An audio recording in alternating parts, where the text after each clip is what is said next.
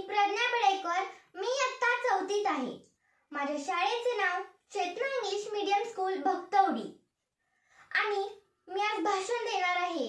माझ्या भाषणाचे नाव आहे, विषय आहे शिक्षक दिन.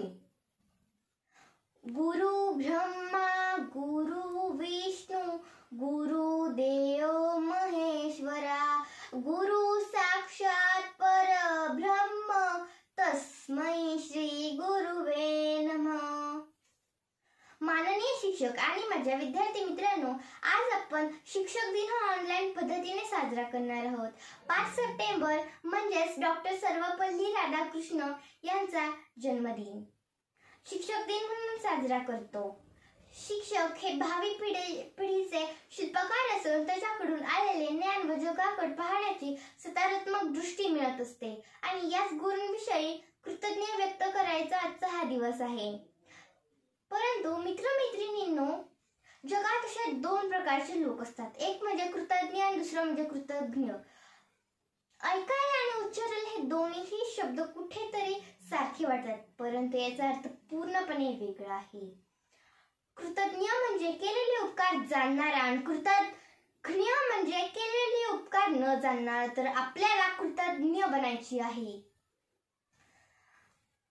आणि आपल्याला ज्यांनी मार्गदर्शन केले, आपल्याला घडविले, त्यांच्या प्रती कृतज्ञ व्यक्त करण्याचा आजचा दिवस आहे.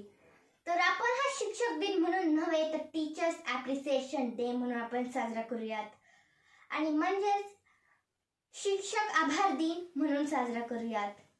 तर मित्रांनो, दक्षिण आफ्रिकेच्या एका युनिव्हर्सिटीच्या फळकावर एक सुंदर अक्षर वाक्य लिहिलेलं आहे.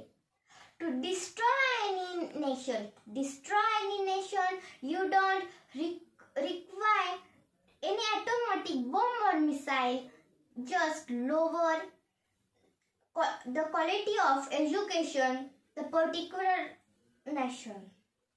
अर्थातच कोणत्याही राष्ट्राला संपवायचे असेल तर बॉम्ब आणि मिसाईलची काहीच आवश्यकता नाहीये. त्या राष्ट्रातील शिक्षणाची गुणवत्ता खाली करा. या वाक्याने खूप काही कळून येते. शिक्षक आणि शिक्षण हे दोन्ही घटक महत्त्वाचे असतात. प्रश्न असा निर्माण होतो की शिक्षक म्हणजे कोण हो? तर जे शाळेमध्ये कॉलेजमध्ये शिकवतात तेच लोक शिक्षक असतात का? तर याचं उत्तर आहे नाही. माणूस जन्मापासून मरेपर्यंत एक विद्यार्थीच असतो. जे काही त्याला शिकवतो तर ते त्याच्या जीवन प्रवासात जे काही त्याला शिकवतो तर तेच लोक त्यांच्यासाठी शिक्षक असतात.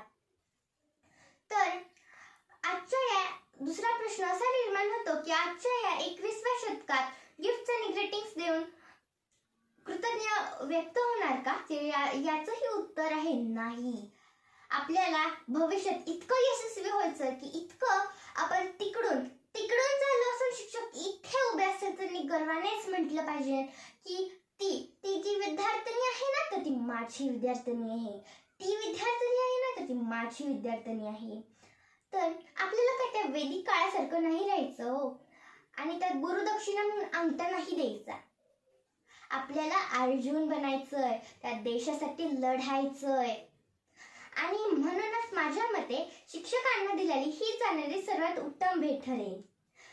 शेवटी मला इतकंच बोलायचे आहे की चुकले असेल जरी काही तरी मानू नका खेद. कारण मी तर हे सारी पाठातील एक छोटंसं प्याद. धन्यवाद.